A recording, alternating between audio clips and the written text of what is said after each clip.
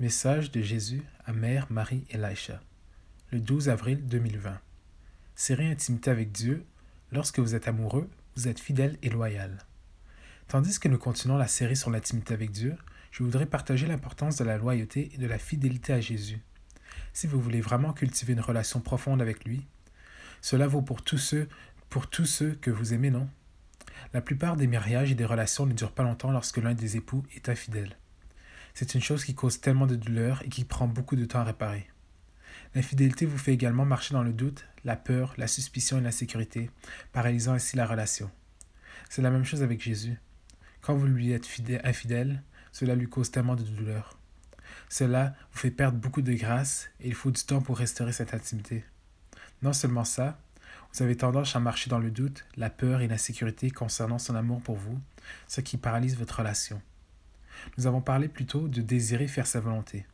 Mais il est important non seulement de vouloir, mais de faire sa volonté. Plus vous marchez en Dieu, plus vous serez unis à lui. Beaucoup disent qu'ils aiment Dieu, mais ils ne font pas ce qu'il leur dit de faire.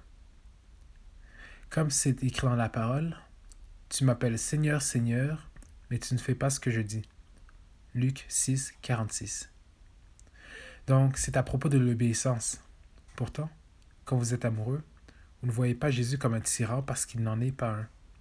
Vous le voyez comme votre époux et vous désirez lui être fidèle. Vous désirez avoir votre esprit, votre corps, votre âme et votre cœur réservés uniquement pour lui. Comment connaître la volonté de Dieu, vous demandez? Simplement en suivant sa parole. Vous ne pouvez pas simplement écouter la parole, mais devez la mettre en pratique, sinon vous vous méprenez. Jacques 1, 22, 25. Mettez en pratique la parole et ne vous bornez pas à l'écouter, en vous trompant vous-même par de faux raisonnements. Car si quelqu'un écoute la parole et ne la met pas en pratique, il est semblable à un homme qui regarde dans un miroir son visage naturel et qui, après s'être regardé, s'en va et oublie aussitôt quel il était. Mais celui qui aura plongé les regards dans la foi parfaite, la loi de la liberté, et qui aura persévéré, n'étant pas un auditeur oublieux, mais se mettant à l'œuvre, celui-là sera heureux dans son activité.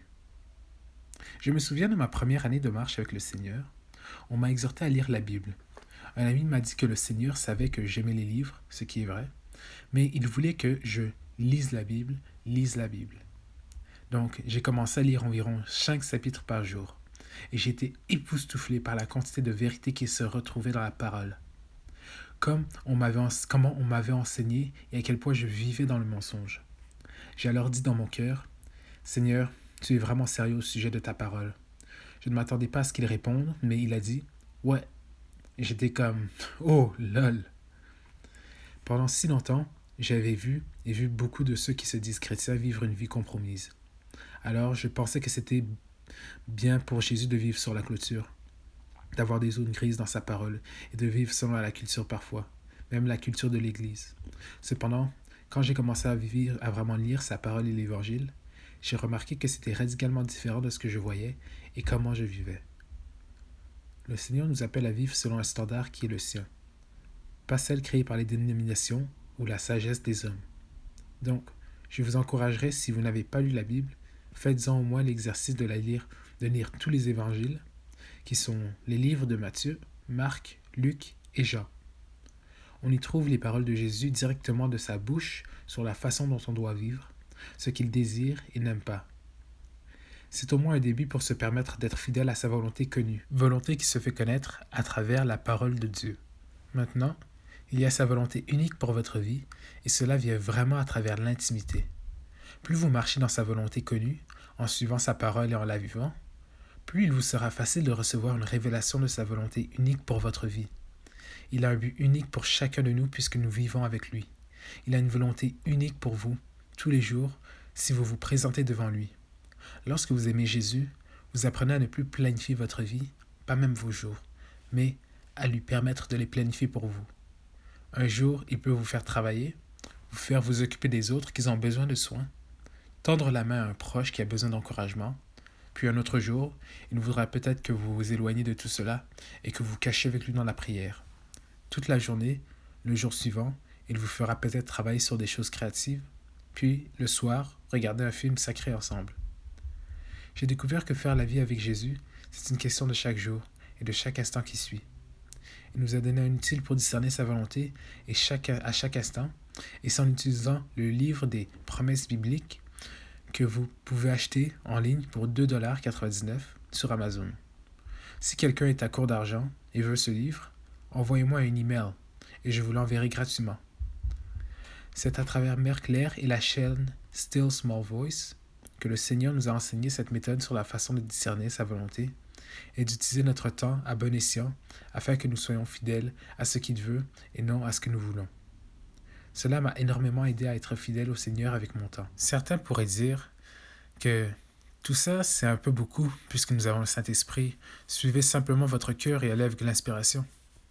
Ce qui est vrai, mais la Bible dit « Le cœur est plus trompeur que tout autre et est désespérément méchant. Qui peut le comprendre ?» Jérémie 17, verset 9. Les gars, je ne me fais pas et ne me ferai jamais confiance en moi-même dans ma marche avec le Seigneur, car vraiment, mon cœur peut être si trompeur et je veux faire sa volonté parfaite, si je le peux par sa grâce, dans chaque situation. Il y a donc de nombreuses fois où j'ai eu l'inspiration de faire de bonnes choses, mais ce n'était pas le Seigneur. Par exemple, le groupe Bethel Worship venait dans ma ville natale et les billets étaient bon marché à coup sûr. Je pensais que Jésus serait d'accord avec moi. Alors j'ai demandé au Seigneur et j'ai obtenu une parole sur convoitise. Je me suis dit, vraiment Seigneur, c'est de la musique d'adoration. Cependant, j'ai cédé à son désir. Je suis resté à la maison pour passer du temps avec lui, en tête à tête, et j'ai vécu l'expérience la plus incroyable en sa présence. En regardant en arrière, je réalise même alors qu'il m'éloignait du monde et me rapprochait de son cœur. Il y a un temps pour le culte collectif, mais quand vous avez le Seigneur à votre disposition, il semble ridicule de s'enfuir pour faire autre chose que de s'asseoir à ses pieds. C'est comme si Jésus était physiquement présent dans ta chambre en attendant de parler avec toi, et tu lui dis « Oh, attends Seigneur, je dois aller à l'église » ou « Attends Seigneur, je dois m'occuper de ça » ou « Attends Seigneur, je préfère passer du temps avec cette personne ou un groupe de personnes au lieu de rester avec toi. » Lol, quoi? Jésus est déjà là. Nous avons tendance à penser comme ça et à faire beaucoup parce que nous ne réalisons pas à quel point il est présent et comment il désire vouloir être avec nous. Comme je l'ai mentionné, l'infidélité provoque le doute, la peur et l'insécurité, sentiment dans lequel je suis tombé plusieurs fois. Jésus désire que ses épouses se débarrassent complètement du monde dans leur vie et dans leur cœur. Désirer les choses d'en haut. Par exemple, il a confirmé que j'étais appelé à venir dans la montagne et dans la communauté. Je me souviens avoir été sous le choc alors qu'il m'en avait parlé. J'avais déjà des plans pour cette année.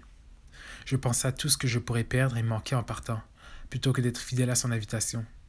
J'ai tardé pendant environ 2 semaines en essayant de déchiffrer quand partir. Ce n'était pas la bonne décision. À cause de ma volonté, ma aide de protection a été supprimée et je n'étais qu'une cible facile pour l'ennemi. Donc, un esprit de mensonge y est entré dans mon discernement et j'ai été sous une oppression vraiment lourde pendant ces 2 semaines. J'ai vraiment commencé à douter de l'amour de Dieu. J'avais peur de sa présence et j'étais si peu sûr de savoir où je me trouvais avec lui. J'avais l'impression d'être tombé sous la colère de Dieu. Il n'y avait aucune consolation, nulle part, dans toutes mes lectures concernant le jugement, sa désapprobation et la guerre spirituelle. Il a fallu attendre que ma douce mère, sa mère, vienne à mon secours et que je sois délivré de cette forteresse démoniaque. En réalisant mon erreur, j'ai compris que mon infidélité à sa volonté avait causé cette attaque oppressive. J'avais également perdu la grâce d'entendre sa voix, ce qui vient de restaurer en ce temps de carême. Il est si important que nous marchions dans l'obéissance au Seigneur, des plus petites aux plus grandes choses, car là réside notre protection alors que nous devenons des épouses fidèles. J'ai tout perdu en étant fidèle et loyal envers le Seigneur, venant ici, mais j'ai gagné tellement plus. Je suis tellement reconnaissante pour tout ce qu'il a permis, parce que c'était une dure leçon d'obéissance que je n'oublierai jamais. Comme le dit aussi la parole, comptez chaque perte comme un gain. Nous faisions le chapelet aujourd'hui et restions avec la Sainte Mère près de notre arbre que nous lui avons consacré sur la montagne. Nous voulions être avec elle pour la consoler comme elle le fait avec Jésus, aujourd'hui, alors qu'il traverse sa passion. J'ai donc senti dans mon cœur qu'elle voulait peut-être aborder ce sujet à la place. Elle était la plus obéissante et la plus fidèle des enfants, disciples, filles et épouses du Saint-Esprit. Ma douce mère, avez-vous quelque chose que vous aimeriez ajouter ou partager avec vos enfants? La Sainte Mère a commencé.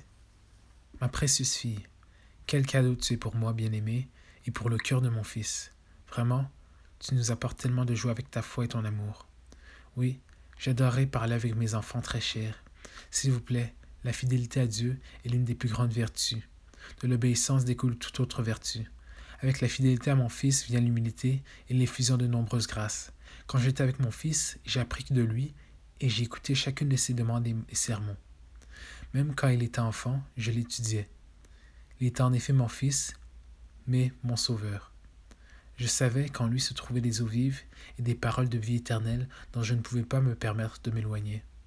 Le monde et tous ses biens et attraits superflus n'avaient rien à m'offrir à part celui de mon sauveur et fils bien-aimé. Donc je vous demande, mes enfants, de voir la même chose. Pourquoi continuez-vous à courir après les choses de ce monde? Pourquoi continuez-vous à honorer le respect des hommes, mais pas celui de mon Fils, votre Sauveur et Dieu? Pourquoi continuez à suivre des vanités et de vaines gloires qui ne vous satisferont pas, mes petits? Je vous demande maintenant de réduire votre appétit pour les choses de ce monde. Demandez-moi les grâces afin d'avoir un désir pour le ciel et le ciel seulement. Demandez-moi le désir et la grâce pour être fidèle à mon Fils bien-aimé. Je suis votre mère et une belle mère pour toutes ses épouses. Quelle maman ne voudrait pas voir son fils aimé, soigné, respecté, honoré, adoré dans sa maison? La maison est là où est ton cœur. Et puis-je demander s'il est avec mon fils? Quand ton cœur est sa salle de trône, comment cela réconforte et console aussi mon cœur? Quand je vois son épouse attendre chacune de ses paroles, mettant l'onction sur ses pieds avec ses larmes et son adoration. Quand je vois une épouse qui aspire continuellement à mon fils, marchant dans l'obéissance à sa volonté, comment cela m'apporte la plus grande joie. Satan planifie de nombreux pièges pour égarer beaucoup de ses épouses, pour s'égarer dans les enchevêtrements qui les lieront et les enivreront dans un sommeil profond. Mais ai-je besoin de dire, mes bien-aimés, il est temps pour vous de vous réveiller et de venir être avec votre conjoint bien-aimé. Soyez avec votre Sauveur bien-aimé, soyez fidèle à ses désirs et soucieux de ses besoins. Soyez avec lui maintenant, une épouse fidèle en attente au retour de son époux bien-aimé, car c'est ainsi que je vous vois et c'est ainsi que vous serez au ciel. Vraiment, inséparable et fidèle au but et au destin pour lesquels il vous a créé. Soyez fidèles, mes enfants, aux petites choses et dans l'éternité, il fera de vous le chef de beaucoup. C'était la fin du message de la Sainte Mère, à Mère, Marie et Laïcha.